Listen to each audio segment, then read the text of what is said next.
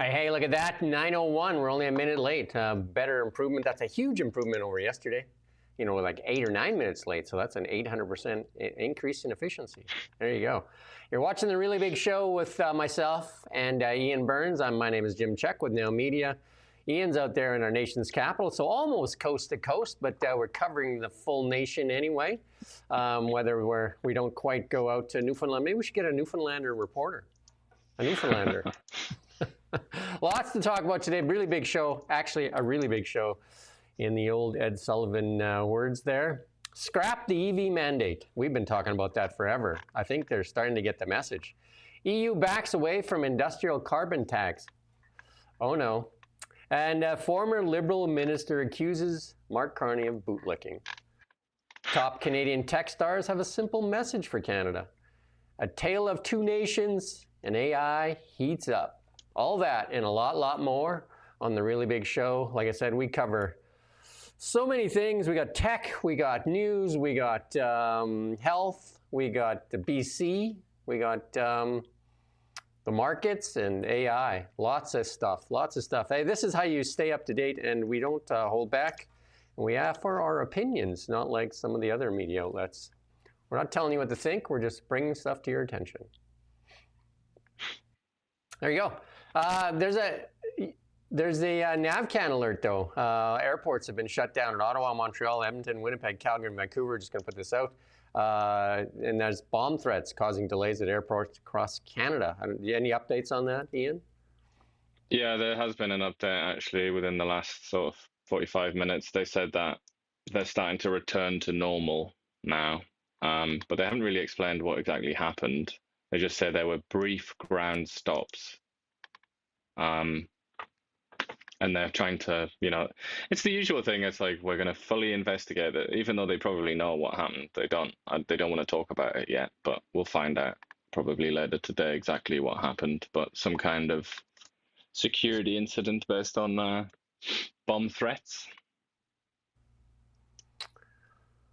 Yeah. What we got? The Liberal tax cut. Liberal Party put this out. Our Liberal government's middle tax cut is now in effect, and then putting $840 more in your pockets every year. And a lot of people are saying, like, that math doesn't add up. So a lot of people out there saying that it's a lot less. And actually, the PBO said it's around $280 or something like that. So why the difference, I guess, is the question. Why the difference? How can they keep saying one sounds better than another one, I would say, is the reason.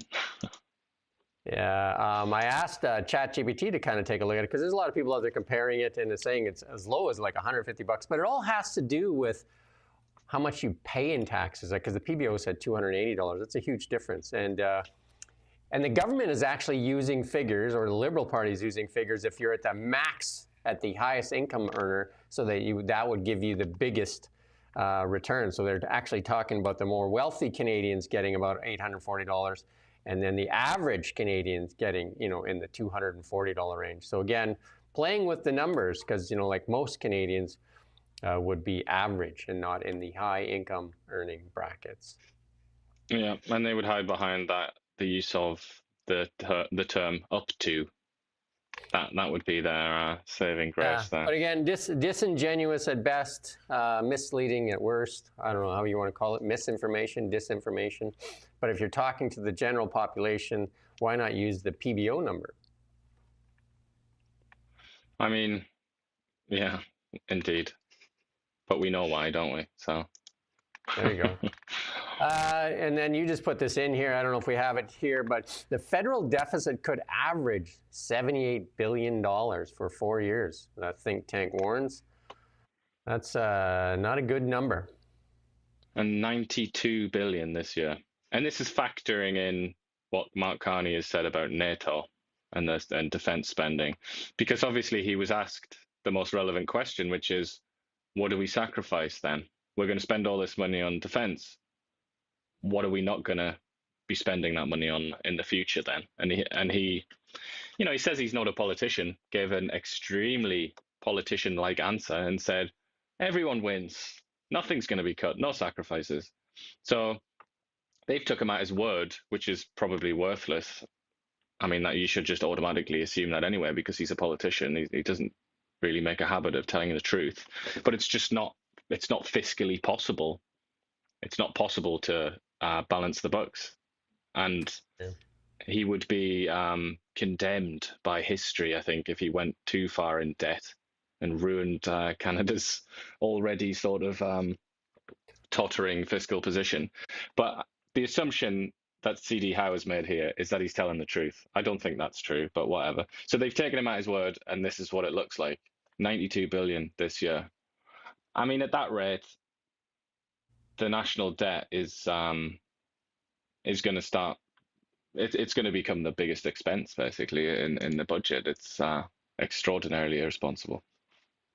Yeah, and we don't have the same ability that the Americans have because our dollar is not a reserve currency. We can't export our inflation like the Americans can because of that reserve currency and being the largest economy in the world. So Canada's debt matters. It actually matters. It really factors into our credit ratings, and it factors into interest rates here in the nation and a whole bunch of programs. And at some point, the chickens will come home to roost, and this is just getting worse and worse and worse. The thing that bothers me the most about the Carney Liberals is that he's a finance guy, and not to table a budget is what's he hiding? Because I mean, that's the first thing he should table. If he's a finance guy, he should be working with a budget. And why doesn't he show us the budget? Because he has a budget. He has to have a budget. Like, I mean, it doesn't make any sense, right, not to have a budget. So why don't you show Canadians the budget, and so we can see the numbers? Yeah, and it's gonna come back and bite him. He's still kind of riding the wave still, isn't he? And when we look at the polls, he's never been so popular, and his party hasn't been this popular in God knows how long. And the Conservatives are just banished and annihilated. They've just disappeared off the face of the earth, and that is in part related to Pierre Poilievre being very sheepish, and since he's not an MP anymore. But that. They must be delighted right now, but this will eventually come back and bite them on the keister, I think. And here's one that's going to bite them on the keister right now, I think. And this is a tale of two meetings. Mark Carney says, thanks to the leadership of the Canadian Vehicle Manufacturers Association and its member CEOs, in the important meeting today as we negotiate with the United States, our focus is clearly getting the best deal for Canada. So that's what he put out there. And, we're going to play this clip here and kind of show you what we're talking about here. And I think that I want to play the second clip first, if we could. We'll play this one clip here. We'll see which one clip shows up here. Well, sure. I meant the other one, but... David Akin explains what they're worried about. David. Well, Donna, Canada's automakers have a lot on their plate these days. And of course, it's not just the U.S. president's tariffs. It's also Ottawa's insistence that all new cars and light trucks sold in Canada have to be emission-free within the decade. The federal electric vehicle, or EV mandate, sets sales targets for zero-emission vehicles that apply to all automakers and importers. The overall goal is that 100% of new cars and light trucks sold in 2035. Yeah, that's not the clip I wanted. But anyway, the mandate goes in 2026, at least 20% of all new vehicle sales must be zero emission. And by 2030, 60% of the vehicles must be zero emission. And 2035, 100% of all new vehicles must be zero emission. And that regulation came into effect in January of 2024. And the tracking began in 2025 of the model years. So the automakers definitely are different. I mean, this is the clip I wanted to play. Let's play this clip here from CBC, Power and Politics.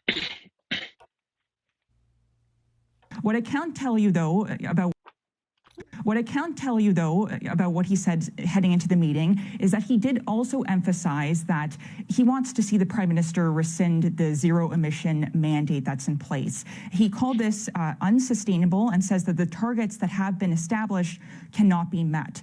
So there was a lot of passion heading into this meeting, even maybe a tinge of anger about this mandate. But then when you read the Prime Minister's, the readout from the Prime Minister's office afterwards, it does not mention this mandate at all. Instead, what it does is it focuses on how the Prime Minister spoke to the auto manufacturers about the work that Mark Carney is doing to advance trade talks with the U.S. to try to get this new trade deal by July 21st. And we have also heard that the Prime Minister did tell the automakers that he is prepared to impose countermeasures if he can't get this new deal by July 21st, retaliatory measures that would match the state of negotiations at that time. But as for more support for auto workers, that wasn't announced today, and neither were any future talks with auto manufacturers who weren't in the meeting, such as Toyota or Honda. Yeah, so like tale of two different meetings there, because Mark Carney came out and said they didn't even mention the EV mandates, well, as the CEOs are actually a little bit angry that this EV mandate is still going forward. And the CEO of the Manufacturers Association in June 27 social media posted the cabinet's electric car mandates were impractical and harmful. Unattainable EV mandate sales mandates are jeopardizing Canadian jobs, auto investment, affordable customer access, and choice of vehicles, ultimately the economy. Scrap the mandate and let the federal government's existing emissions regulations drive cleaner transportation. I mean, we've been talking about this EV mandate ad nauseum here on the Really Big Show. This will end the Canadian automobile industry if they don't scrap this EV mandate.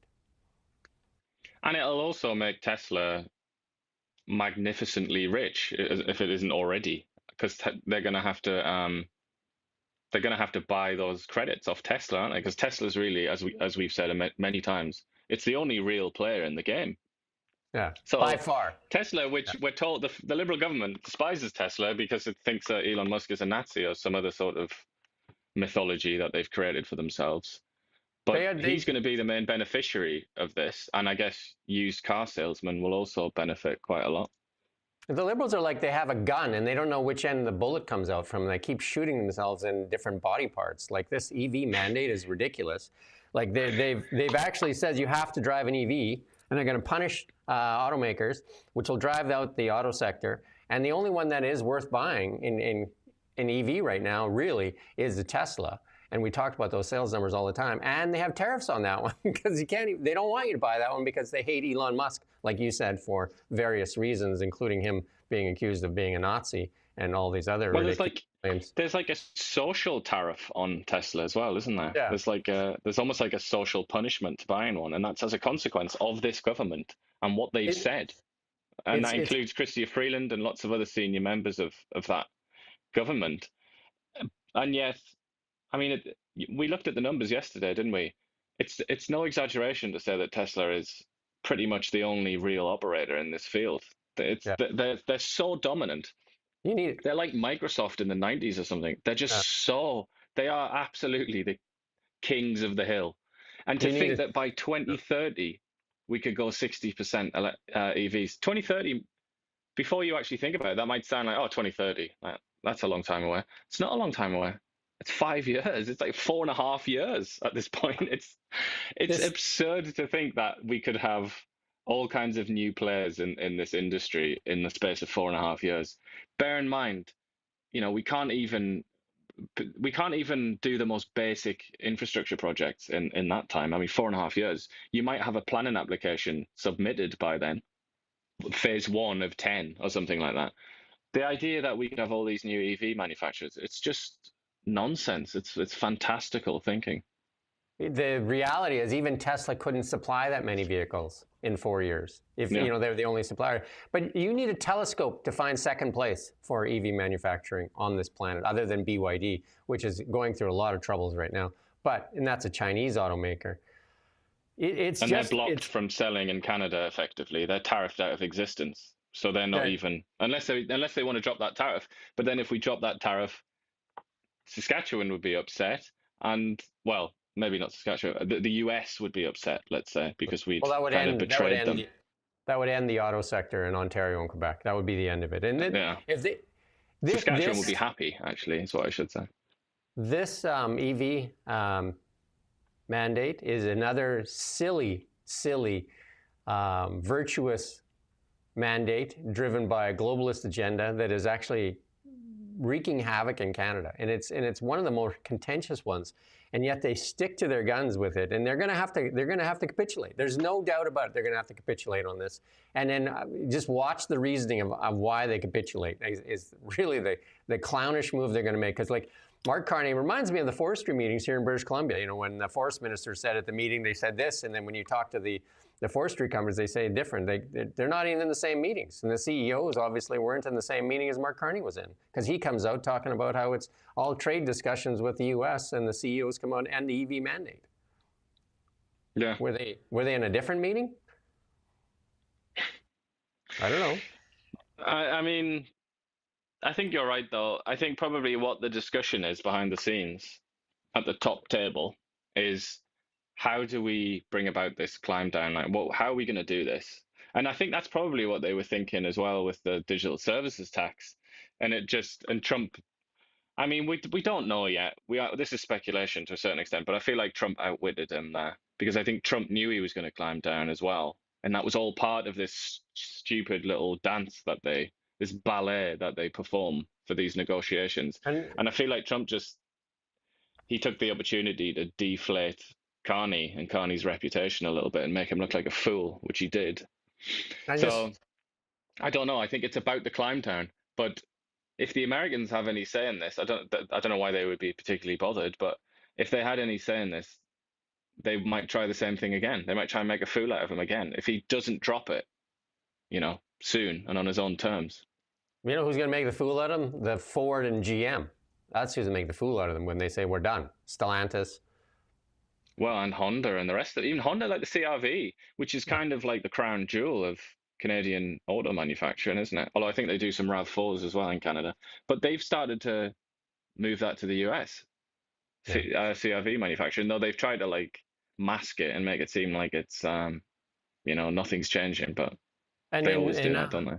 And Honda making EVs is almost non-existent. So, like, I mean, they're not going to be able to meet any of these EV mandates. They just delayed their supposed plant where they got a lot of corporate welfare from Canada on that plant. Have you read further down in this Black Log story where you get the quote from Wade Grant, the Liberal MP there, who says, "This is about climate leadership. This is about the future. This is about my children, my grandchildren, everybody's children." Well, I mean, who does he see? Is it a psychiatrist, clinical psychologist? Does he submit himself now for mental health treatment? He thinks that Canada's the proportion of EVs operated in Canada will determine his grandchildren's lives. So presumably he thinks that it can change the climate. Yeah. What's wrong with these people? That's what it's been. This mad policy that we're talking about, it's being justified on those terms, which is just obviously false. There's nothing Canada can do full stop just to change the climate. Never mind fiddle with the amount of EVs that we operate. I mean, come on. Couple of things. First of all, I drive an EV and I love Teslas, and Ian has driven them and he likes them as well. So we're big believers in the technology, but people should have a choice, and they'll move towards it when it's cheaper, better, and faster, not because somebody pushes them towards it. And if we want an automobile sector, obviously we need to give them more time, and people will make that choice on their own. And there's some parts of Canada that just don't make any sense at all right now with the way the technology is. And it's just ridiculous. And in Chrystia Freeland's own words, the Liberals, the Trudeau Liberals, spent 10 years virtue signaling and identity politics, and this is just more of the same. When you read that comment there by Wade Grant, the MP there, and it is just ridiculous. It's the same stuff over and over and over again. There's no reality in it. We're going to have a quote here, a little from Canada's 2 top tech people. Stick around for that because it's really good, and it kind of sums up where Canada is and where Canada needs to be. But we're going to move on from the EV mandate. And here's another blow for the Liberals that Mark Carney was talking about, how we need to have the industrial carbon tax if we want to do business with the European Union, and that's the New World Order. And here you go, EU to exempt heavy industry from carbon tax on exports. Whoops. But again, what we were just talking about there, like we talk about that MP, like God bless him, he seems to be having some kind of psychotic episode. He's completely deluded. The problem is he's not unusual. He's not out of the ordinary for the governing class in the West. They are well, many of them anyway, are deluded. I mean, like almost like clinically deluded. And that includes the Europeans above almost anyone else.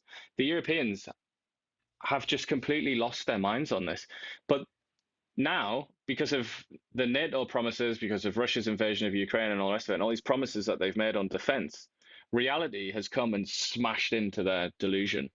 And now they're seeing their inability to compete with the world in any way, really, other than in, carbon taxes. Obviously, they're the best in the world at that.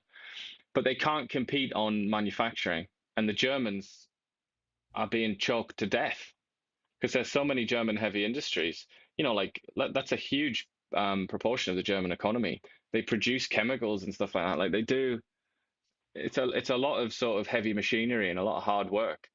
And that's a central part of the German economy. And the German economy is the European economy. So Yeah, all of these things are sort of swirling around, and the Europeans have looked at it. And I think even the sort of deluded maniacs in the European Union are starting to say, okay, maybe we can't actually be this stupid and deluded anymore. Maybe we need a little bit of reality. And so they're offering, I mean, this story is based on anonymous sources, but it's the FT, which is almost like a semi-official publication at this point. So I would say it's legit. But the anonymous sources have said we're just going to exempt certain heavy industries like cement making and things like that, and steel, I think, might be in there, in an attempt to try and kind of survive. But they still want to punish imports that aren't that aren't sort of green or whatever. So they're still trying to punish, I guess, the US and China. And that would be what Carney would say.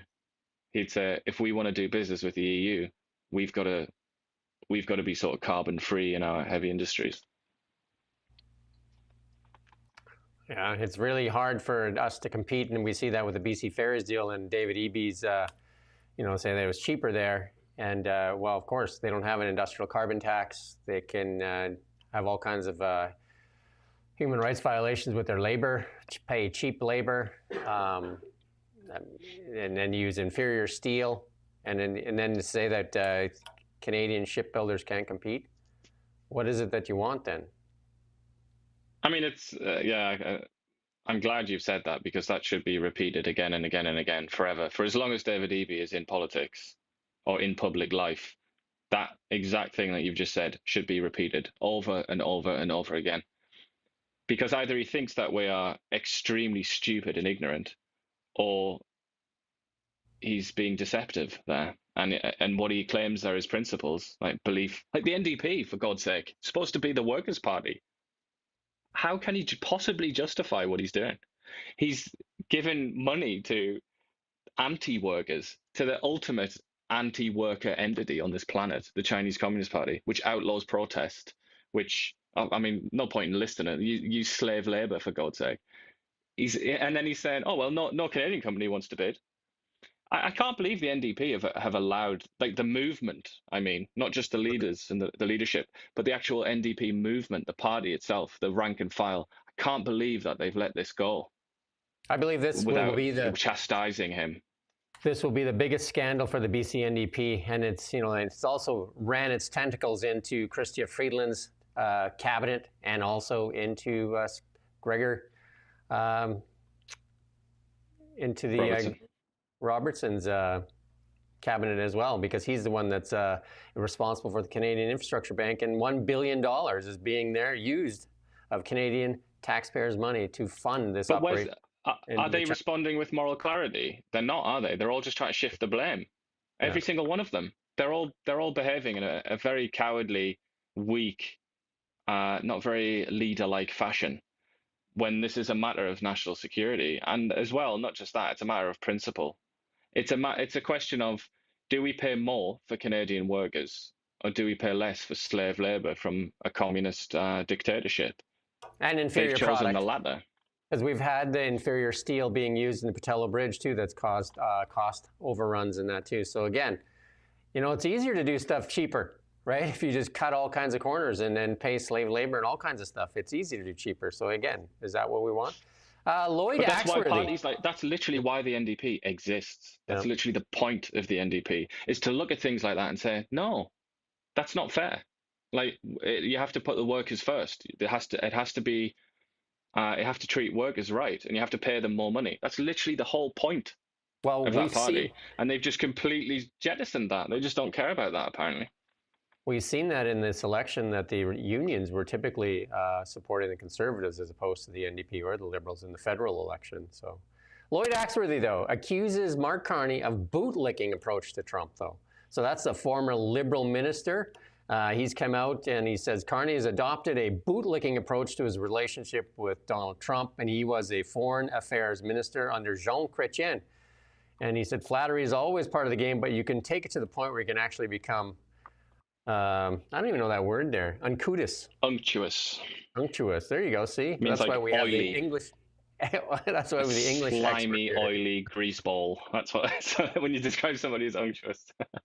There you go. Well, I learned a new word today. There you go. What else can we quietly surrender? Cultural industries, environmental standards, agricultural security, Arctic sovereignty. The Liberals, their policies just don't make any sense. They're 10 years old. Everything is 10 years old, and their whole virtue signaling and identity politics, and the media that supports it are also going to get baked in this mess that they've created. I would say they already have been baked, but they're kept alive artificially, aren't they? They've been given a pacemaker by the federal government to keep them alive. These zombie organizations like CTV.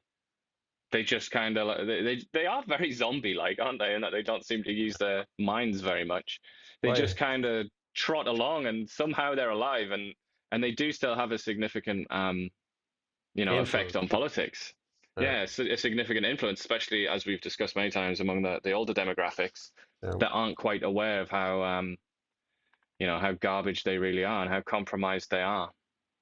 But I mean, yeah, there has to be a price to pay for all of this, and this unctuousness from Carney. Again, I feel like he's kind of riding the wave, isn't he? Because he's just got in the door. Really, he's just arrived, and I feel like these things take a while to filter through to the population at large, especially when you have the media, as you do in Canada, acting as a barrier between the mistakes of the leadership and the people. It effectively runs cover for the leadership, but eventually I think it's gonna trickle through, and people are gonna be saying like, wait a second, like he really did give in to a lot of Trump's demands, and he really did kiss his behind, and he was very flattering and nice, but he won the election based on Trump being Hitler. How do we kind of square this circle? So eventually, I think the check will land on the table for the Liberals. They're gonna have to pay for that. And we're going to find out one day what that wink means that he has to. Either it's a tick or is he winking all the time? Mark Carney there. But yeah, word of the day. There you go. Say that word one more time. Unctuous. Unctuous, yeah. There you go. I'd also point out Ian Leslie here from the comments has just made a good reference to the head of NATO, Mark Rutte, who well and truly did. I don't know if he was licking boots. I think he was licking something else on that occasion. Mark Carney, I'd say Mark Carney is the next in line in terms of the flattery stakes, the unctuousness stakes.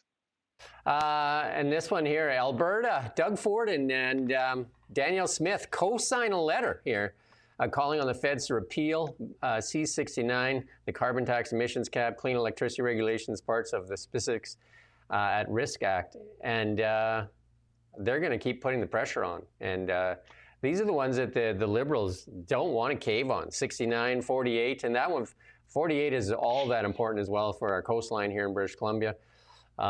69 is huge, though, and they're trying to get around it with C5 and say, oh, don't worry about those other ones, but they want these things gone.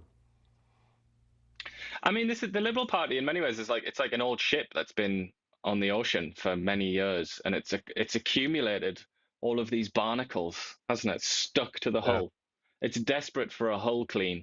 And these are some of the many barnacles. Bill C-18 is our most hated barnacle, obviously. But then if you're in the natural resources sector, these are your barnacles. That you get. I mean, the emissions cap is absolutely now that's a crazy barnacle. But 69, they've kind of created this obviously C5, they've created a situation where they can decide when they want to sidestep those laws. But that's just so messy, isn't it? It's like the ship of state needs to have its hull cleaned, doesn't it? So And they, that's kind of what elections are for. But the Canadian people, for various reasons, decided to keep the barnacles in place, to keep the same crew operating the ship. follow this for a second. The NDP, both provincial and federal, and the Liberals love regulations and taxation. They can keep introducing regulations and taxation. And how to fix regulation for them, instead of repealing the legislation, they just add more legislation. And it's the same as the European Union. If you read that Financial Times, yeah, more regulation. If you read that Financial Times article, it's the exact same story in the European Union. It's no surprise that Carney has such an affinity with the Europeans, because their way of fixing this Byzantine, labyrinthine system that they've created for carbon taxes is to just install another layer of bureaucracy that kind of helps you to navigate the gigantic bureaucracy that it sits on top of. And then you can hire more people. It's very sad, to and this is why people. Yeah. I was going to say, this is why people admire the American. Well, they weren't American. The English founders of the United States. The reason that they're so admirable, and that they hold up even today, hundreds of years later, is because they knew how to write laws and to create a system in not very many words, not very complex, and it's just very clear points. Yeah, you can't help it. You look at like the US Constitution and compare it to the sort of garbage that comes out of the European Union now, and you can't help but think that we've degenerated. We've de-evolved or something like that. Because the key to good government, I think, or good systems of government, is to be concise and clear, and not to get tangled up. But it almost seems like the European Union and Canada, they take joy in that. They think that that's a virtue, don't they? That the more departments you create, the more like tiers of authority, the better in their mind. Yeah. I mean, the U.S. system has way better checks and balances in place there. Like, I mean, the Liberals wouldn't have lasted that long here, because they have, they have the House and the Congress, the Senate, and then obviously the executive branch, and then plus the judicial system there works with more speed than we've ever seen in Canada. Like, I think they're still hearing COVID cases in Canada. Like, what are we, like 4 or 5 years late now? Yeah. I mean, I think they're still hearing some in the US as well, but I think Canada, you're right to point out how slow it is in Canada. But the other thing with the Canadian judiciary is that it's basically like monocultural in terms of the political views, the political assumptions that are made by the judges and the judiciary in Canada. Whereas in America, that's obviously not the case. Hence, they have all these legal battles, and it's such a fierce competition to try and appoint the Supreme Court justice when one of them dies. That's like a real prize in US politics. It's not quite like that in Canada, and it's the same in England as it is in Canada, where the judiciary are just all basically paternalistic liberals. But in America, there is such a thing as like a conservative judge in America, and we can only imagine what that must be like. And this is what we get for it. This is a tweet here by Kevin Wong. Canada is described in a recently redacted CSIS assessment as a country widely perceived in the international community as a permissive operating environment for hostile foreign states. Well, he's an MP, and that's no surprise to most people that kind of watch the news and see this. This has been going on for a while. We see it with the gangs and stuff from India, the stuff from China, and Russia. All kinds of stuff happens in Canada, and a lot of it is allowed. And we're going to talk about it later, where we let in 17,000 immigrants that had criminal records. But this is what I wanted to play. It's easy to get in, isn't it? It's easy to get in and do your dirty business in a country that describes itself as a post-national state. You don't have any kind of unofficial barriers to entry. Everybody can get in. There's no center ground. You can come in and do what you want. And that's why you get people like coming out and cheering for the Ayatollah. I mean, an enemy of Canada's, a country that would destroy Canada if it could, if it was in a position to do so. And you have people in the streets cheering for it. because they just have no idea of what Canada is. They don't know what the culture is. There's no Canadian identity to speak of, really, at least in official circles. So that's certainly one of the reasons it's so easy to penetrate.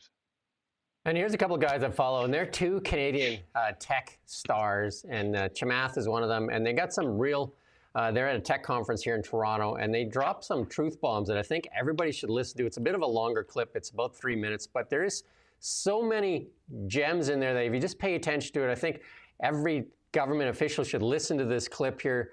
I really like what Chamath always has to say. He's a very smart guy. He lives in the U.S. now and is an American now, but Canadian roots. Let's play this clip here. Invest and investigate. You end up kind of like, stumbling into these things. What's I think so key is, and I mean, this is hopefully something like you have to take a very macro view of things, right? Like you said this earlier about it's all about energy generation, and we are like 8 terawatts behind. Like, man, like. I was in Berlin yesterday. If you stop people at the street and ask them, hey, what's better, more power usage or less? I don't think most people would say more power usage, right? Like the common latent narrative in society is that like using more power is actually a moral hazard. And it's unfortunate because, and this happened for all sorts of reasons that we don't need to get into, but it's like also incredibly incorrect. It is so incorrect. It might actually be the most incorrect thing that people generally It's literally believe. the most incorrect thing people could think. It's like there has never been such a thing as a low power using prosperous society, and clearly the common goal of every society is human thriving. Yeah. You can argue with the ways power is created and having different trade-offs, but like. A lot of energy saving meant we did not have to build more nuclear power plants, which would be perfectly fine right now, and we would be a much more prosperous society, and so on and so on. So you start with a macro view and work backwards. Surprisingly, a lot of energy, like I'm not going to do the entire stack now because you basically already did a bunch of vignettes into it. But it's that kind of ambition from first principles. What needs to happen? We need to gainfully use more power. We can make things more efficient. That makes a linear curve and exponential, which is excellent. But like what we absolutely need to do is find more ways to use power in such a way that it adds to the project of, Western society, our economics, and so on, because that is the thing that fuels everything else. And power usage is almost a map on GDP of countries as well. 100%. Power times productivity. That's it. That little thing will dictate. You can rank every country. Power times productivity. And the thing with the Western world is we actually have incredibly productive people, but we've been hampered with a lack of power. And all of that has been a bunch of, social justice warrior bullshit that is just literally is holding an entire cohort of people back. If the Western civilization devolves, you will look back, and this will be one of the critical reasons why we're some, 16-year-old Swedish chick with autism was bumbling around and convinced the entire Western world to stop. Like literally stop everything because it needs power. But that guilt tripping is just absolutely idiotic and not rooted in any fact. And if you're a well-meaning young person trying to stay ahead of that formula, power and productivity, what's your advice? It's worthless to be well-meaning. You need to be well-educated. Forget well-meaning. What does that mean? That's all like subjective morality. Be well-educated. Like, get to first principles, read a book, read the internet, read many articles, take both sides, get to the actual understanding of. There you go. So we shouldn't take That was advice a bit from of a mistake he made at the end there. What's that? Just Read to a be book? well educated is also subjective as well as well intentioned. Chamath, you But, silly boy. But everything else they said, bang on. We shouldn't be taking advice from a 16-year-old? Is that what we're saying? Well, when he said that she kind of fooled everybody or persuaded everybody, I'm not convinced by that actually. I think she persuaded the elite, which is why one of the many reasons why so many people have contempt for Western elites, because they're so gullible and foolish and stupid and improvident, and they failed, haven't they? They failed on this energy generation question. which is enormous. It is. I agree with them. It's like the biggest question almost of our time. They failed, didn't they? They failed catastrophically.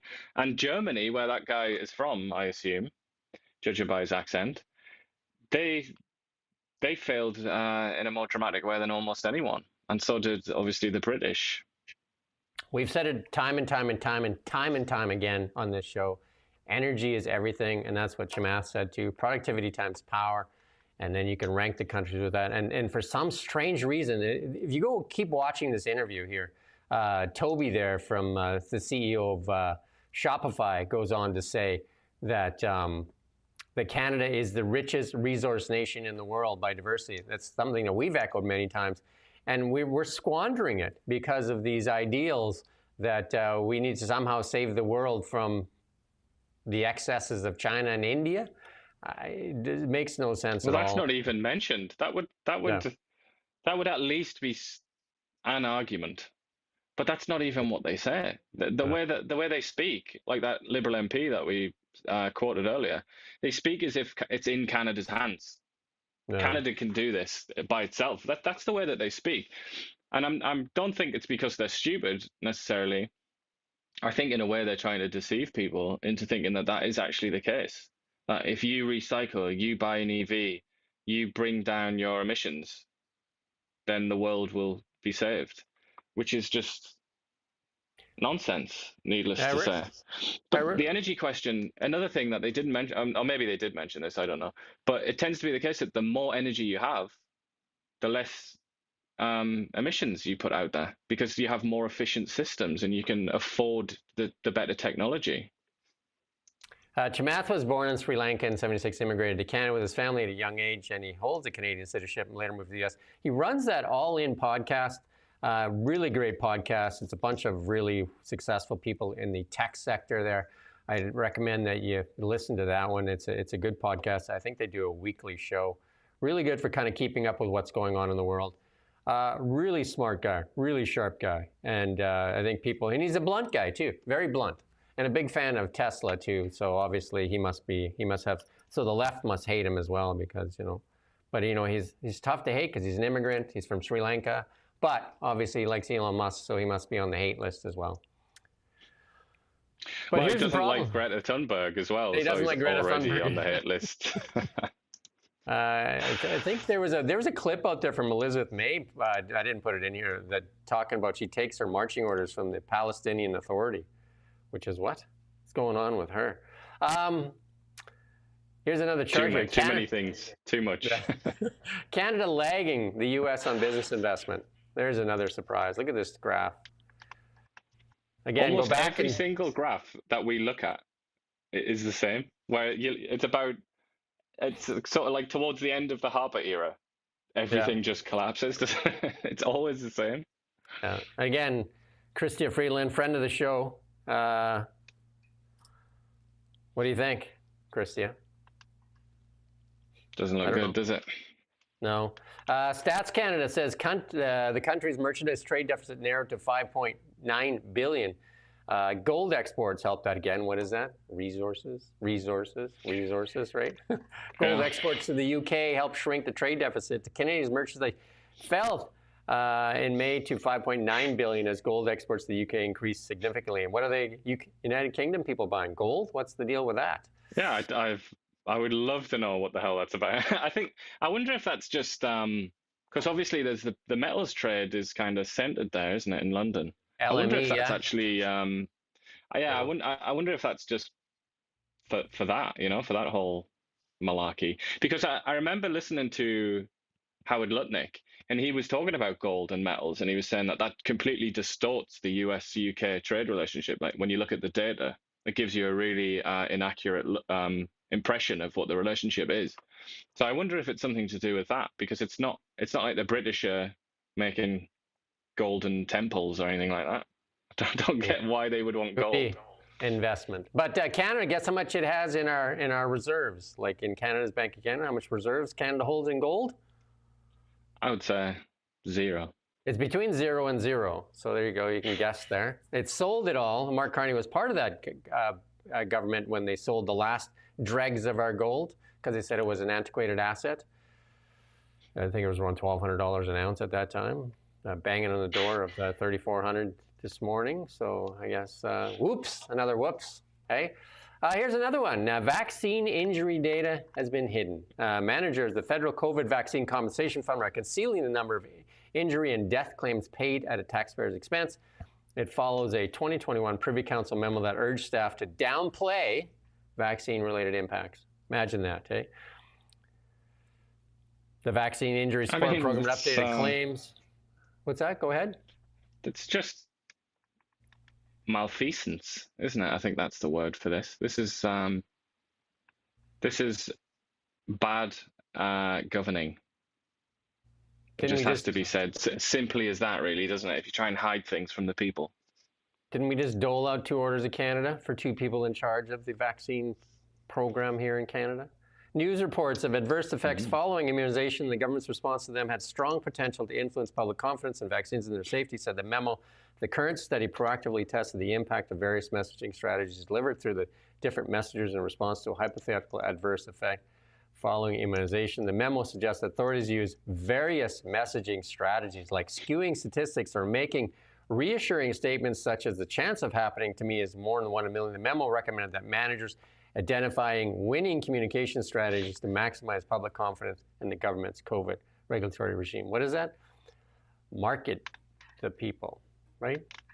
This is just one tiny fragment of what is surely an entire sort of universe of this kind of thing, during that era. So the program update on December 1 indicated 3,060 claims were received to date, including injuries and deaths. A total of 219 were approved, with payouts totaling over $16 million. Payouts range from reimbursement to medical bills to funeral expenses. We knew this was happening as well, didn't we, at the time? We knew that a spin was being put on the language used and data wasn't necessarily being released. And what's really sad, if we were talking like this 3 years ago, this would be banned from the internet. Just for what we just said. Yeah, because we were in a social panic. We lived through a social panic. And that's what happens in a social panic. That's what happened. You read about the First World War in places like England, where people went around and smashed up shops that had what looked like German names, even though the proprietor was English in many cases, but just had a German-sounding name. That's a social panic. It's like people going crazy en masse, and that is what happened during COVID. And it's we were attacked, weren't we, when we published a column, just an essay of a few paragraphs of thoughts from a former Kelowna MP, Ron Cannon. We were attacked by the CBC. Everyone basically sort of piled in and attacked us, didn't they? So the press certainly did their job of operating as brown shirts, didn't they? Rachel Thomas, MP, there puts this out here. Over the past 11 years, the Immigration Department has admitted over 17,500 individuals with criminal records, but refused to disclose what the crimes were, forgiven, or how long ago they occurred. Canadians have lost faith in immigration, and secrecy like this and only makes worse. And this has been the biggest problem, I would say, in the Liberal government with the NDP, is the transparency and accountability. The NDP did not allow any investigations. They supported the Liberals every time there was supposed to be investigations in the committees, and they just shut them down all the time.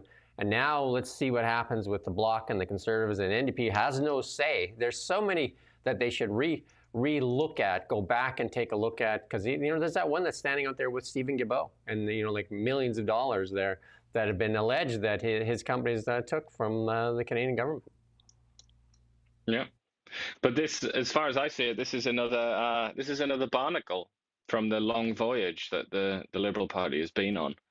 The lack of transparency, I mean, specifically, because it's hardly just this, is it? I mean, that's what brought down the last Parliament, was a refusal. It's what you're referring to, isn't it? A refusal to release those documents on the Green Transition Fund, or whatever they called it.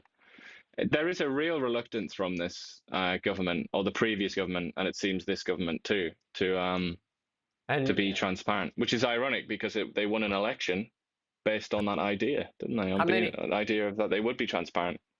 How many Liberal MPs and NDPs refuse to do interviews because they only want to do them with friendly media? And they're indignant, and they definitely virtue signal and all this stuff, and they just feel like they're beyond reproach all the time, and that's part of the problem. Yeah, I'm still waiting on a response from Stephen Guilbeault, having reached out to him more than once now, but most recently last week. Well, because obviously you're immoral because you want to ask him questions on Bill C-18, and he said it's immoral to even question Bill C-18. Like, how is that? He did. How does a government official say it's immoral to question a bill?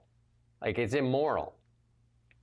Like, who do they think they are? Yeah, I guess he's in the wrong organization, isn't he? I think he needs to go to the Vatican and sign up as a priest. Obviously, he's obviously operating in a climate religion that he thinks is beyond reproach. Look at this, Quebec language police offering a little bit of slack. It's now acceptable to use the word go, especially if you're talking about the Montreal Canadiens, right? Go, Canadiens, go. There you go. In a parallel universe known as Quebec, the language police has changed its mind on the acceptability of the term go in relation to a sports team. So you got to just use it in a certain way, right? Because you couldn't fit it in the screen, I guess, right? Because instead of the other word is allez instead of the word go. So there you go. Small victory. Hey, small victories. You've asked me a couple of times, like, why don't I just go live in Quebec? Because there's so many privileges that you get, so many benefits. Though you do pay higher tax, to be fair, but there are a lot of advantages. Yeah. In a nutshell, this is why. I mean, can you imagine having a language watchdog that comes around and harasses small businesses that don't have sufficiently prominent French, or who use, God forbid, who use an English word? There's a sickness. I mean, I love Quebec and I love people from Quebec, generally speaking. I go often. It's a beautiful place and I love it. But there's a sickness in that province when it comes to things like this, and I feel like it's just almost never scrutinized because it's like politically sensitive. It's like, don't bother. We're not going to bother with that.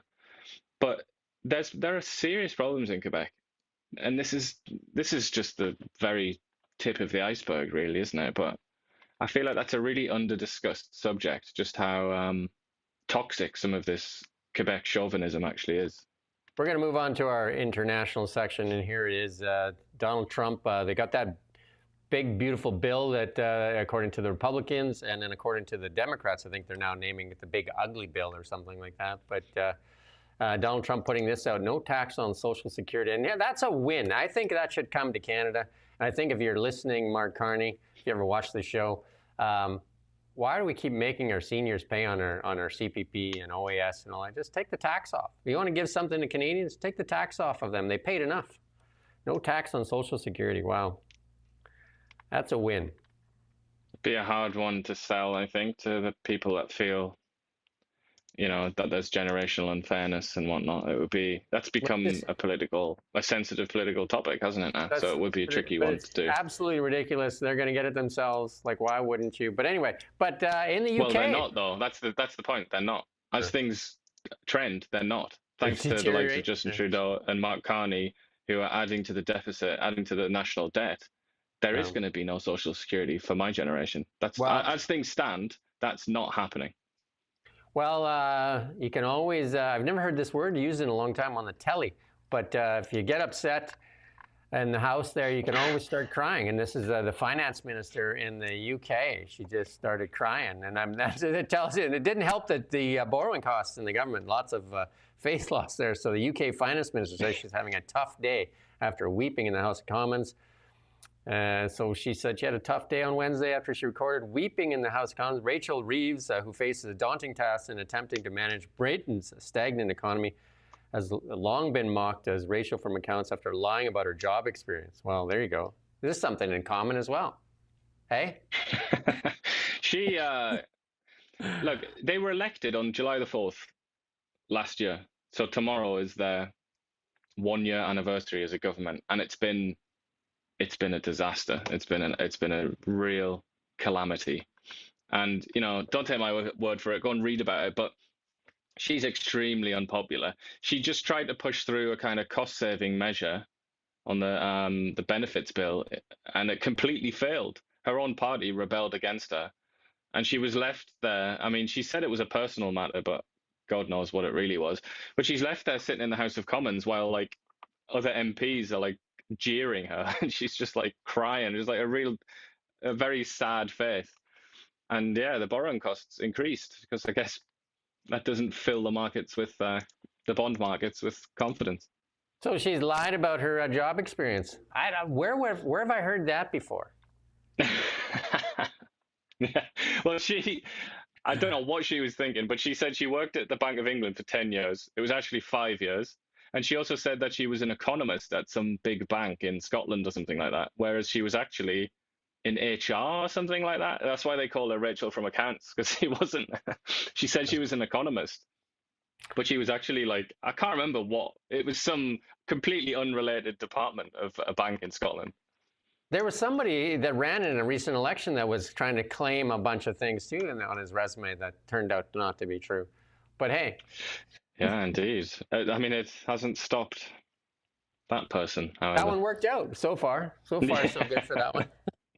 And we're going to kind of get into our Bill C-18 section here on media, the compromised media. And here, look at this.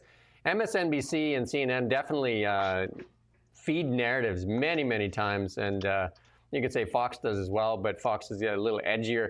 But both of them have seen dramatic declines in their viewership. And CNN has fired like many of their anchor people in the past. And so has MSNBC. You know, they let go of some more prominent ones, and there's cuts going all over the place, and Fox continues to dominate. And then here in Canada, the left media here, CBT and CTV, will tell you that Fox is the devil, and you get that repeated to you by many people here in Canada that say, oh, you listen to Fox News. I'm just like, well, I listen to all of them actually, but you know, because otherwise, well, MSNBC is at least as ridiculous as Fox. I would say probably more ridiculous. CNN used to be the kind of safe middle ground, but then they decided to go partisan in a big way, didn't they? And I don't think it was just Trump, but Trump seems to have pushed them over the edge. But I mean, the last Trump presidency was great times for CNN, wasn't it? They got quite a lot of viewers in, but not this time apparently. Well, they overplayed their hand, and that's what you get when you overplay your hand and you get caught. The COVID thing was not good for many of these networks. I mean, they lost a lot of trust. Totally, and not just that, but the George Floyd era, whatever you want to say, that as well. A lot of the narratives, because they basically started to call their own viewers racists, I think, and believe it or not, people don't want to sit down and be told that they're racist. And here's a tweet here that says, you know, like, look at here's how international news organizations who aren't getting paid millions and billions of dollars in taxpayer-funded subsidies report on Carney, and that's weak Carney betrays Canadian electorate on the only thing that put him into office. There you go. So, you know, he's going to talk tough about Trump, but then when it comes to it, not so tough. It's like, undeniable as well. That's how the world has perceived this, that Carney has bent the knee. But, I mean, you wouldn't necessarily know that if you just listen to the CBC and read CTV online. CTV called it a mini win. I don't know where the win was. I mean, I was even listening again to CBC, and they were saying similar sort of. It wasn't quite as obvious as that, but they were saying that it's probably part of an elaborate negotiation tactic. That's like getting stabbed 5 times, and then you call it a win because you could have got shot 5 times, right? But it's also like, I don't know if you were following it the way I was, but when the Israelis hit Hezbollah, you know, with the pages and everything, there were loads of like true believers out there. They were like, this is a plan. This is Hezbollah's plan to just get like wiped out, and then they're going to get Israel. It's like, sometimes people do that, don't they? They stare defeat in the face, and they just refuse to believe it, and they say, no, this is part of the plan. Right, we're gonna do something big, guys. You know, Danielle Smith is one of the few premiers that gets stuff done. And here she goes. She wakes up in the morning and she has a list of things to do. And then here's another one. They just named an Alberta police force, the Alberta Sheriff's Police Service. And we're going to play a little clip here from Danielle Smith. in the province so that it works better on the streets and behind the scenes. And we did that because Albertans deserve to feel safe no matter where they live. And because Ottawa has indicated that it's rethinking the RCMP's responsibilities and may change them once the current police services agreements end in 2032. So I'm pleased to say that we have taken some major steps to deliver on our promise. We have formally created the Alberta Sheriff's Police Service to be headquartered right here in Calgary. And to be clear about its intended purpose, the Alberta Sheriff's Police Service is not meant to replace the RCMP or any other police service. It will work alongside existing branches of law enforcement to fill gaps and ensure that resources are used efficiently. And just like most other police services in the province, it'll be run separately from the government with civilian oversight. Threats to public safety are always shifting, and the federal government could decide to redirect the RCMP away from contract policing. So Alberta's government is preparing and acting instead of waiting and reacting. Our goal is to put solutions in place before serious challenges develop.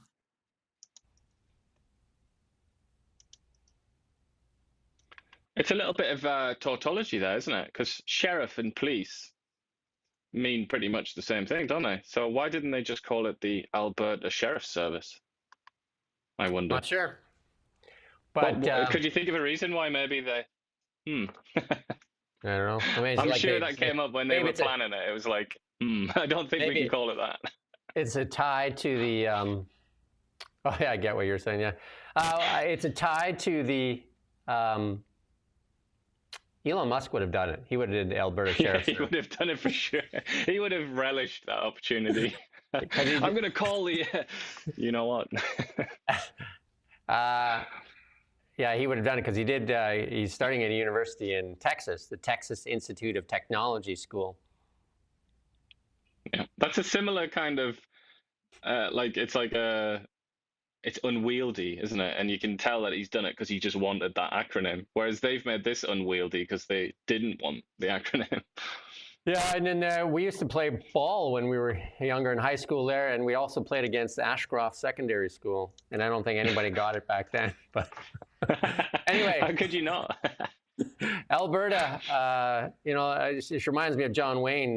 Get up in the morning, we're burning daylight, get some stuff done. Now, Daniel Smith and Doug Ford get stuff done anyway. And not much happening here in BC. Let's move on to BC, though, where not much gets done. We actually outsource our jobs. Here's Dan Elbis. We interviewed him.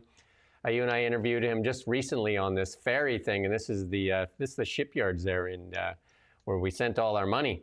This is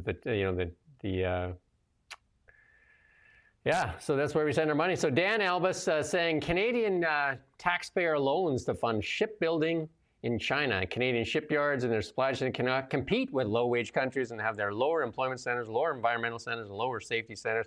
A lot of lower everything. And we and I've talked this, brother. We kind of talked about this ad nauseum. But that $1 billion, and Dan is calling, Elbis is calling for an inquiry into this and see how this money ended up there too, because it is now not only a provincial problem, it is a federal problem as well.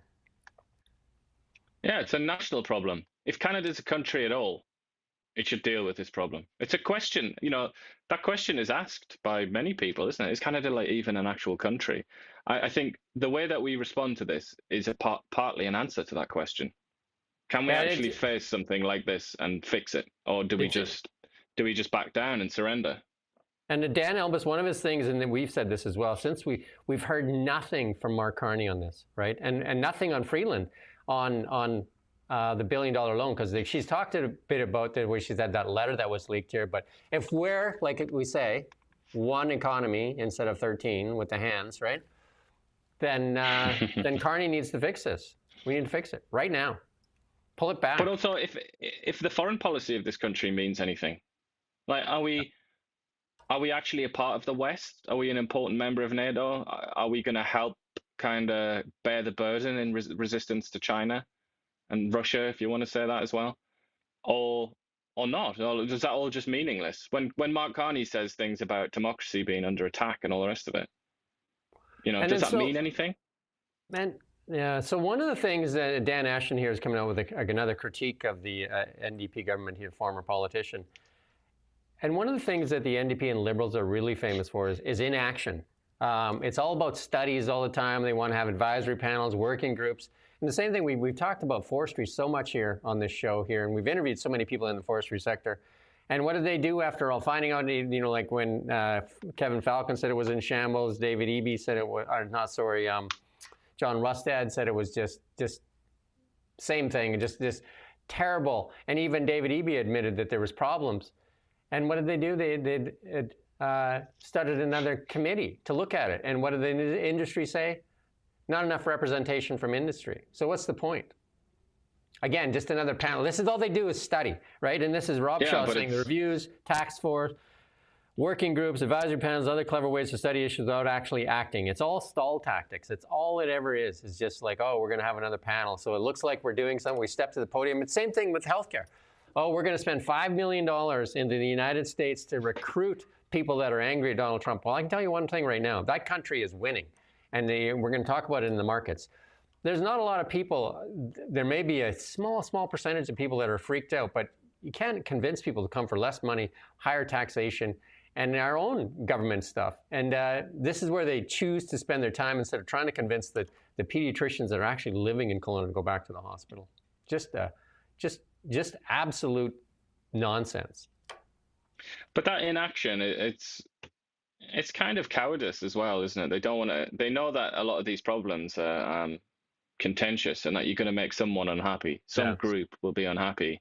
So instead of making a decision, they try to farm it off to experts. That's why we hear so much about bloody experts rather than the people that we elect. And that's go back to Mark Carney's comment about threats to democracy. That is an enormous threat to democracy, and it's entirely self-inflicted. It's an internal problem where elected officials do things like try and get rid of BC Ferries and make that a sort of independent company. What a joke that is. But try and just move it away. And it's like, BC Ferries? That's not my responsibility. And we see this all the time. And then something happens, like thousands of people die from fentanyl overdoses. And it's like, let's commission a study into that. We'll figure out what to do. It's a curse. It's a curse on modern democratic systems, I think. So Ian Leslie there, again, quoting, there is, Harman Bangu is actually on the BC Ferry thing ad nauseum as well. He's on this like steady, and we're going to try to get him for an interview, actually. I had Renee Merrifield on yesterday. We talked about this quite a bit, and we're going to try and do some interviews again with some of the MPs. The NDP doesn't want to talk, so there's that, right? And here's the other thing, like the NDP did that Airbnb regulation, and then they also did the spec tax and that to get rid of investment. Here's Canada's population standstill rattling the housing industry in Vancouver and Toronto. With a cyclical downturn in big city real estate, the developer ministry is urging politicians to bring back domestic investors and foreign buyers.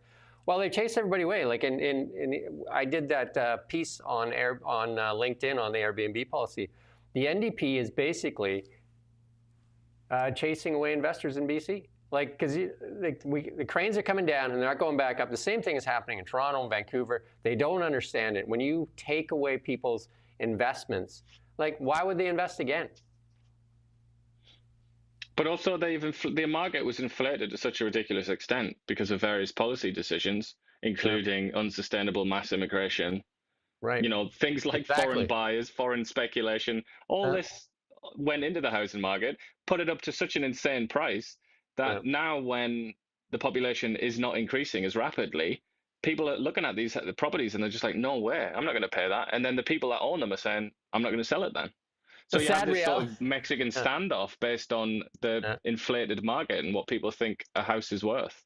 And here's the sad reality, that immigration policy that was completely reckless, like $1.5 million under the Trudeau Liberals there.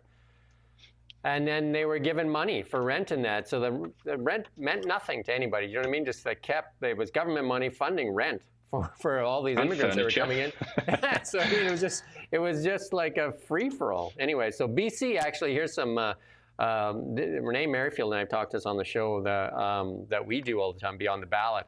And she's a developer as well, saying that, you know, these DCCs actually really hold back developers. And this is Housing Minister Ravi Kavalon is saying that they're going to actually ease up on that. Instead of paying the development fees up front, you have to pay 25% at permit and 75% on on occupancy. So that'll be a huge, that's a good thing by the NDP there to remove that onerous cost up front for developers, because it's like lots of times it's 2 years, so that money just sits there in the bank accounts of either the city or the municipality or the government, right, or the province. And if the rumor mill is to be believed, Ravi Kahlon wants David Eby's job. So I'm sure in some way, almost every decision he makes from now till, I don't know, whenever he wins the seat, whenever he actually gets the throne, will be in some way designed to kind of like bolster his credentials. And I think it's interesting that you mentioned, that you say, and I guess Renee also said that she likes this. That's he's obviously trying to build his base a little bit, isn't he? I would suspect. Eleanor Sturko, another one MLA that's on fire all the time in BC here for the Conservative Party. The NDP government with analysis paralysis. This is a common theme, isn't it? Common theme with the NDP. Instead of taking immediate action that would obviously improve safety, they spin their wheels and double down. The NDP is undertaking upwards of 20 reviews, advisory groups, task forces, working groups. It's just over and over again. They want more legislation to counter the legislation they put into place. They want more studies, more reviews, more advisory groups, because they just are too scared to make a decision, and they've run out of ideas. And they won't be held accountable. It's also about money to an extent as well, isn't it? Because there's entire industries now just devoted to this sort of thing, consultancies and the like. Yeah. And these sort of academics, they make a load of money with these useless reports that nobody ever reads. So I think to an extent it's kind of like they're propping up an entire sector of the white collar economy with this kind of garbage. And there's another tweet here from her. The NDP is now confirming what I've been saying for years. Their support of housing is a disaster. They keep decriminalizing in housing, making drug laws non-existent and rules unenforceable. They changed the Resident Tenancy Act and made it nearly impossible to get rid of. There you go. So, and this is Renee really likes this journalist, Vaughn Palmer. There you go. So you can go read that at the Vancouver Sun. I interviewed Lindsay Richholt here in Kelowna here, and she's looking for a liver transplant. She's been looking for a long time here. We're going to play a small clip of this, and then you can go on Now Media and you can watch the full interview, and we'll be doing a story later on it as well. Thank you for having me. You've got a story to share here. It's more of a desperate plea for help here as time is running out. Maybe tell us a little bit about your story, kind of give us the background. Sure. And I'd just like to say it's a desperate plea for myself, but also for many others struggling with my similar disease in Canada. So about 18 years ago, I was diagnosed with autoimmune hepatitis and cirrhosis. My autoimmune system sees my liver as a foreign entity and attacks it. At that time, I was told I would one day need a liver transplant. And that given my young age, my healthy lifestyle, and the fact that I, have a liver disease from an autoimmune disease, not alcohol, that I would be prioritized. I would skyrocket to the top of the priority list. In 2024, that time came. My quality of life significantly declined. I'm on the last line of defense for medication that they can give me to treat my disease. So I was referred to BC Transplant, and I was activated on their liver wait list in December. Right now I've got no quality of life. I haven't been able to work in over a year. I can't drive. I need 24-hour care. I have extreme fatigue and drowsiness, and lots of other symptoms and side effects from my illness. I'm still waiting for a liver, but the problem we're having is BC Transplant prioritizes those on the liver wait list by the MELD score. So it determines, how healthy you are, how long you have till death, and that prioritizes who gets the liver transplant next. The problem for me is that the MELD score.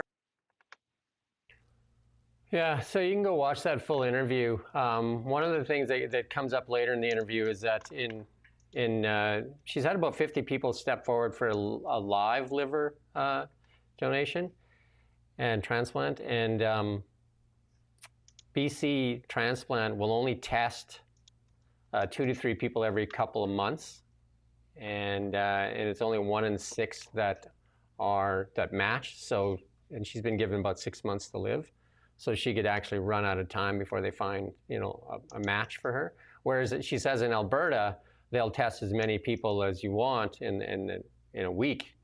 So we're going to reach out to BC Transplant and see if we can find out why it's so different than Alberta. Why in Alberta you can get the testing. We're going to make sure we verify that and see if that's the case. To see why it would be different in one province or the other. Obviously, this lady's life, and she's been told. If you go watch the full interview, she's been told that she should be more patient. That there's more people than her that are waiting. So very sad. Best of luck to her. Yeah. And then we're going to move on to markets. A tale of two nations, and here it is in the U.S. We're going to play a small clip here first. And this is good news, much better than expected. An upside surprise on headline payrolls, 147, the estimate 106. The unemployment rate was at 4.2. In our survey, economists were looking for that to climb up to 4.3. It comes in at 4.1. And if you want some high-frequency data, or at least some higher-frequency data, jobless claims, much lower than expected. Across the board here in the labour market, this is a pretty solid read. There you go. We got one more here. I'll play this one more clip here. This one is from CNN because, they like to say a lot of negative things. They were talking about how this thing is going to be negative. But here, let's go with CNN's clip. Some of this, but this is better than expected? Yeah, Sarah, it is. Look, this jobs market is like the Energizer Bunny. Every single time we expect it to run out of steam, it just keeps going and going. So these new numbers show that the U.S. economy added 147,000 jobs in June. That was well ahead of the expectation of about 118,000, well ahead of some whispers that we heard on Wall Street of a sub 100,000 number. So this is indeed beating expectations. We were also expecting a slowdown. We did not get that. This is basically in line with May, which was revised higher. It's also good news. The unemployment rate was expected to go up. It didn't. It went down to 4.1%. That is a very healthy number. This is still relatively historically low. And again, it's below the 4.3% that we had expected. There you go. Now, one last clip here I'm going to play, and then we'll talk about this a little bit here. And this is on a Toronto subway. This is from 6Buzz here. This is a little clip here. What's going on in the U.S. right now. And a Britney song was on, and a Britney song was on. So I put my hands up and play my song. The butterflies fly away, nodding my head like yeah, moving my head like yeah.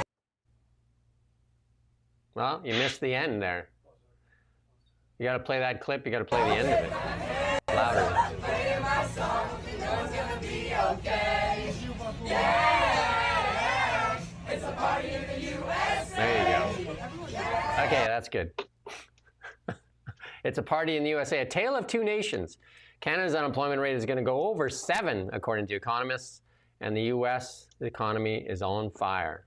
And the stock market's at record highs, trillions of dollars in investment, and I say all this stuff because the Liberal government must change course. They need to change course from their climate-based economy to one where we tap our natural resources, the wealth beneath our feet. Again, go back and play that clip from Chamath and Toby there and play it over and over again until it gets past your brain. What was that name of that MP there that had the psychotic episodes?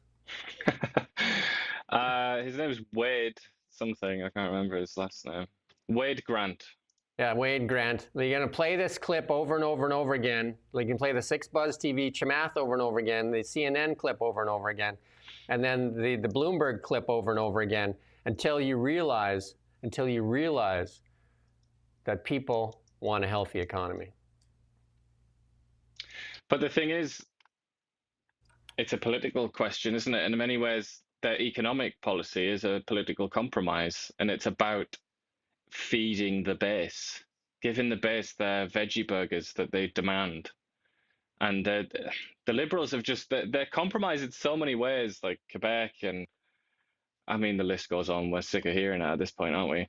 But that's kind of that's a precondition of their power, of them being in power. So they don't want to sack it off, do they? They don't want to throw it all away. Even CNN, who just typically would just do anything they can to throw shade on the Republican administration there, are actually coming to terms. We played that clip from that commentary there that they, you know, like Trump and his promises there, he said, you're going to get sick of the winning. And there's a lot of winning going on in the United States right now. They got that deal they got yesterday with Vietnam. That was a huge win. They got 0% tariffs to send agricultural products to Vietnam, and they still get a 20% tariff on all the, and like a lot of clothing and stuff that comes from Vietnam, like for Lululemon and stuff like that. That's a huge win for the United States. And then they're working on that one with India, and India is a really tough place to do business. Their tariffs are extremely high. And the U.S. is saying they're really close on a deal with India. That would be like a landmark deal. And, you know, again, if you look at the Iran thing and the, you know, like if this ceasefire holds in Gaza and all that kind of stuff, it's like there's a lot of winning going on. Well, I don't know. That big, beautiful bill looks like a lot of losing from my jaded perspective. We'll have to get you an interview with Scott Bessent, and he'll set you straight, I guess. I don't know. Elon Musk's not a fan of the big, beautiful bill as well. Again, Bitcoin there. BlackRock now making $187 million annually on its ETF fees. So that ETF they fired up there, making money, rolling. Markets today, just in general, the stock market, all green across the board, other than the the TSX. The only negative is the TSX capped energy index. There you go. But the Canadian market's a lot more muted than the American markets. A lot more muted than the American markets. But again, our stocks are definitely, like TSX in general is in record territory as well. But again, lots of resource-related stocks there. Bitcoin this morning, banging on the door, right? Banging on the door of the record there too. So again, wind in the sails of Bitcoin currently. Right now, Bitcoin, where'd you go? Where'd you hide? Bitcoin at 109.5. And then the Canadian dollar, strong again. That's mainly on the US dollar weakness at $1.35. The Canadian dollar used to be like on par with the Swiss franc. And where's the Swiss franc here and here? I don't even see it on here. Anyway, there you go. The ruble actually hanging in there as well. There you go. And then oil. What's our friend oil doing this morning? Oil is off a bit here, 66.96 in West Texas Intermediate. And then our Canadian Western Select selling at a discount, up $2 this morning, $55. There you go, closing the gap. And let's move on to technology. Lots of stuff in technology today.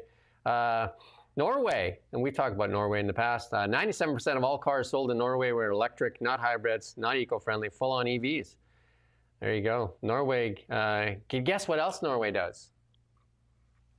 Drills, baby, drills. Drills, baby, drills. Sells its oil and gas to anybody that'll buy it.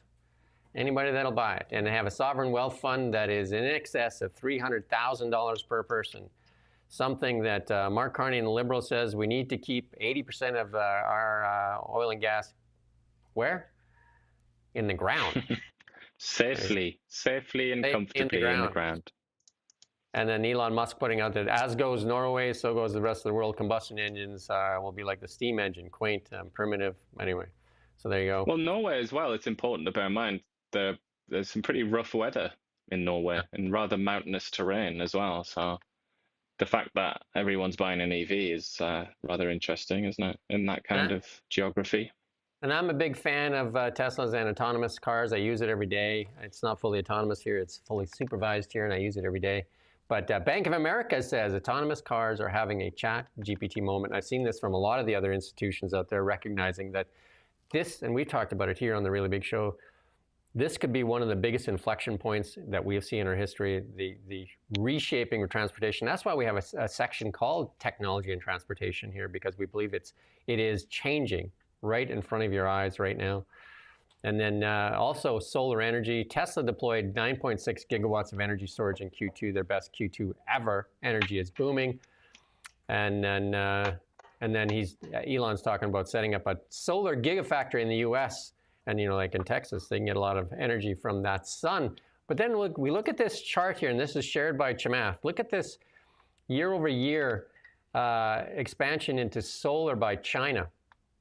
Look at this. If we look at January, like solar, and then April, and then look at solar in 2025 for China. Wow. Yeah. Well, I think they're more motivated to do that, aren't they? Because they're not energy self-sufficient like the Americans are. So I think the Americans are dragging their heels a little bit. Energy is everything. Energy is everything, and the Chinese will get energy out of anything. I had a friend that I worked with as a geologist out at the mine site, and he was Chinese. His last name was Wong, and he said he would pick something up off the ground, and he'd say, like, in China, you would pick it up, and you'd look at it, and then you'd taste it. And he said, if it didn't taste good, then it must be medicine, because everything is usable.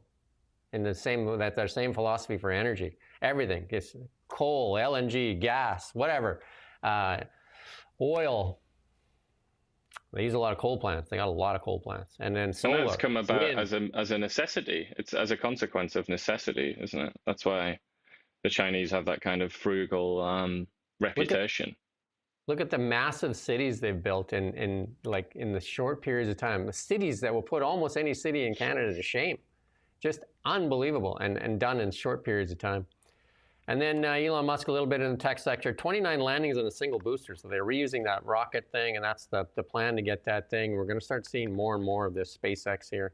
And that might even be part of the shipping, transporting goods across the world here. And then the big one for me, I think, is Elon's prepping Grok for launch inside Teslas, and I think that'll be really cool. I watched a benchmark test with Grok against 3 other platforms, and Grok and ChatGPT came out number 1, and it was tested a bunch of things. But you can actually put it into your car and have it as a speaking voice model as you're driving. That would be absolutely cool. And here's one. If you're a hairdresser, you thought you'd be safe, but check this out. Here's the first robotic hair cutter. I cut my hair myself, you can tell. But here you go. If you wanted a robot barber, let's play this clip. Change your style. Turn the music off. Yeah, there you go.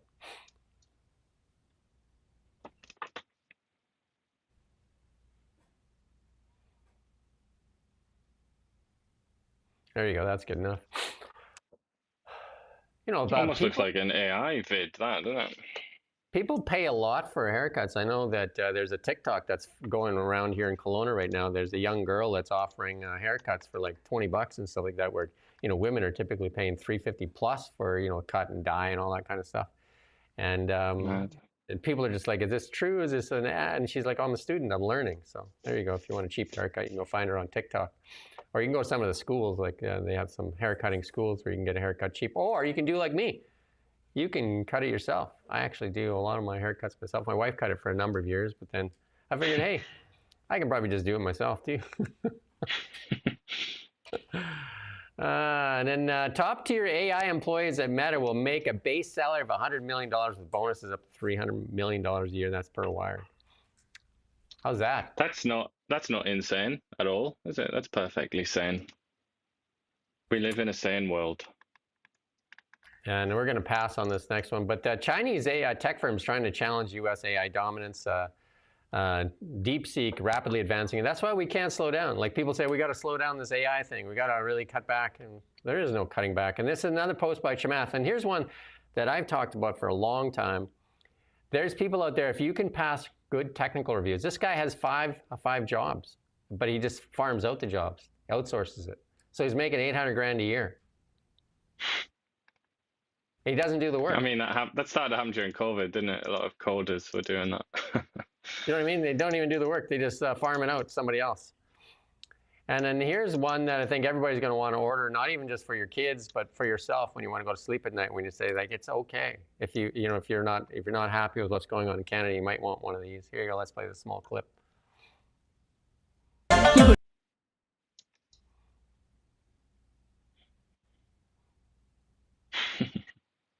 Wait for it.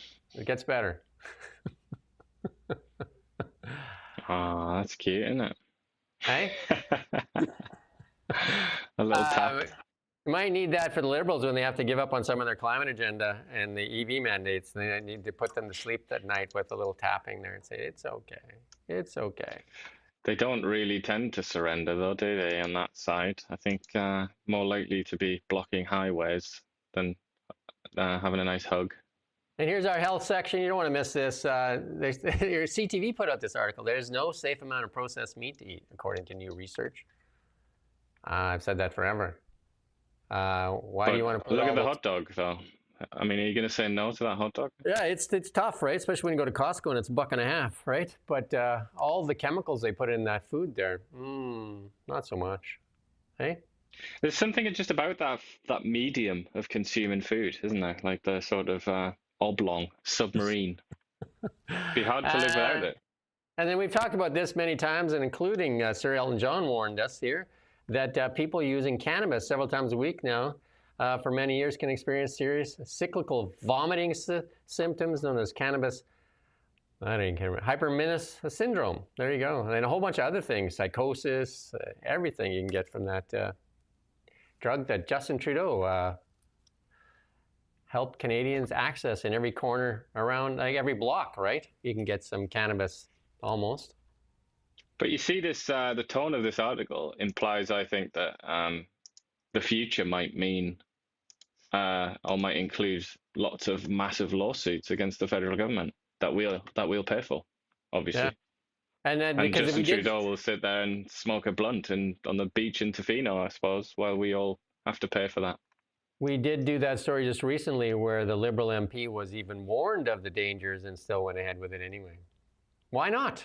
I mean, I feel like with MAID as well, assisted dying, there's a real massive chance that in the coming decades there'll be pretty big lawsuits.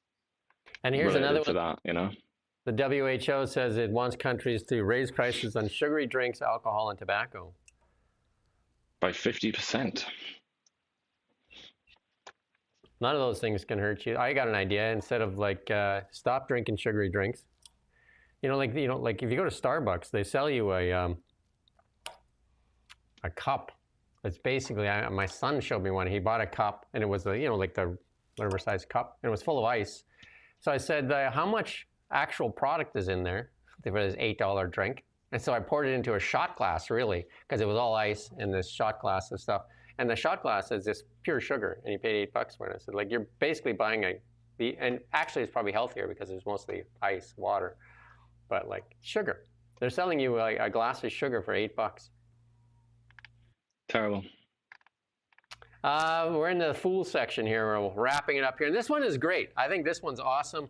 These two people used to work, report to her. One was a reporter and one was who he is. Let's play the clip first, and then we'll talk about it. So how will this work? How are you going to regulate websites? How are you going to register all that? Do you buy these recommendations? Well, one of the recommendations, so you're talking about a couple of different things here, but as far as the licensing is concerned, is if you're a distributor of content in Canada, and obviously, if you're a very small media organization, the requirement probably wouldn't be the same as if you're Facebook or Google, so there would have to be some proportionality embedded into this, but we would ask that they have a license. Yeah. You notice who the other person is in that little clip there? Yeah, Mr. Solomon, I believe. And then the two bandits work together. Just a few years later, they're best mates working alongside each other. Yeah. Also, just the way he's talking there, that language where he's saying, if you're a small outlet, you probably wouldn't have to worry in the same way. It's like, you're in government. Don't speak like that. Don't use stupid words like probably when you're talking about people's livelihoods. But, I could go on forever about that sort of imprecise language. Can you imagine if Tiff Macklem came out and said that, like the kind of abuse he would get if he was like, we'll probably not have a recession. How many times have you reached out to the Minister of Cultural Heritage that's in charge of Bill C-18 right now? How many times have you reached out for an interview or a comment? We're on several now, and I'm going to go back today and say, where the hell are you? But they can just claim, we've been having a lot of requests lately. Sorry, but the fact of the matter is, this happens every time you try and get in touch with someone at the federal government level. Every single time they respond very slowly, if at all. Well, if the path to success is like what Evan Solomon, all you got to do is get fired, and then you can probably get a job because you're former media. You get fired for selling art to Mark Carney, and then you can probably get yourself an MP job. Well, it helps that if you're a left-wing activist, I think, and that's not something that I am, not an activist of any kind. So I don't think they would give me the same job they gave Solomon. And this is the best one here. I think this is great. You will be told this summer to lower your AC usage so you can stop overwhelming the electrical grid. I'm sure Doug Ford has been sending those messages out while being told you must drive an electric car.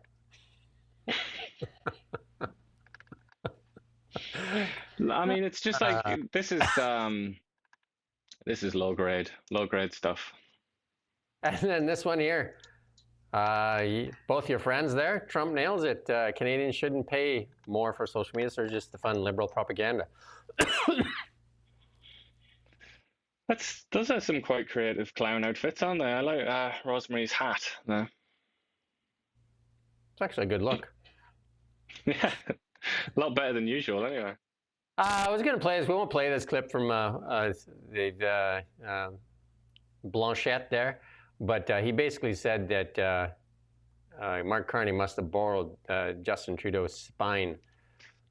But we'll leave that one. This next one here, Kamala Harris put this out. Donald Trump was handed $400 million on a silver platter, then filed for bankruptcy 6 times. And then this guy reached back and says, you were handed $42 billion to expand broadband and didn't connect a single person. There you go. And how much did she spend on that election? Oh, God. I don't know. Has it actually been fully revealed yet? Usually it takes a while to count it all up. I'm sure they're busy trying to hide everything. J.D. Vance, this one out here, GOP congressman just texted me. I was undecided on the bill, but then I watched Hakeem Jeffries' performance, and now I'm a firm yes. And this one here, I'm going to play this clip, and then you guess why it's in there. Happy July 4th. So what do you like to do? Do you like sport? Do you like dancing? Do you like music? What do you like? I play football. You play football? I play soccer. That's soccer. I play golf. Golf? Gymnastics. Are you play good? games. Yeah? Very good. I like doing gymnastics, dance, and sing. Cute. There you go. You make with that what you will. Fool of the day. Fool of the day, who are we going to give it to? I think I'll go with Rachel Reeves because she's very rarely going to be on here for us. And I have to give it to her because she's really earned that. That was, yeah, quite, you start crying. Like, I mean, you're paid some decent money. You're representing a nation. It's one of the most powerful nations in the world at one time, right? The English Empire. You're representing the English Empire. Or the British Empire, I think it was called the British Empire, and also representing King Arthur. Not doing a very good job of that, I don't think. Poor King Arthur would be rolling around in his grave and said, like, this is what I fought for, this is it, this is it, this is what I get. Yeah, well, I just think it's a bit mad that, the equivalent of, I don't know, so it's basically the number 2 in the British government, so what would the equivalent be in Canada? I guess it would be probably Champagne is the number 2, isn't he, in terms of power? It'd be like him crying openly on TV or something like that. It doesn't fill you with confidence, does it? And I know she's saying, I had personal problems and all the rest of it. I mean, that's not really good enough, is it? Just don't come to work then, Yeah. We might see Francois-Philippe Champagne cry yet. Because Mark Carney is going to have to fire somebody at some point because this is not looking good. So who's going to get it first? Yeah. Could be him, but he seems to always survive, doesn't he? Very slippery fish, old Champagne. There you go. That's our show for today.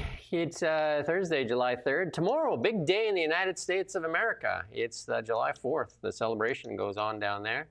They likely won't be canceling the celebration in any of those cities down there for celebrating American independence, like they canceled here. I think it was in, what was it, Montreal, for fear of protests, and then there was, I think, Brampton and stuff like that. And you know, in the years past, they canceled in many cities across Canada because Canada is a post-nationalist state. I imagine you'd have a tough time saying that to the Americans. You're a post-nationalist state. Yeah. Well, Guilbeault in his interview, when he was talking about how Canada has no central identity, he contrasted it with the US, where it's like the US is different. You know, they have one language, they have like a real identity. So, yeah, I guess Guilbeault reckons that the Americans are a different breed. There you go. That's our show for today. And it was a long one today, though, but lots of stuff, lots of good stuff. We do thank you for playing along with us and watching, and enjoy your day. And we're back tomorrow at 9 a.m. Until then, enjoy your day. We don't just report the news. We live here, too. We're your neighbors, bringing you stories that matter to all of us. No government funding, no outside influence. Kelowna Now.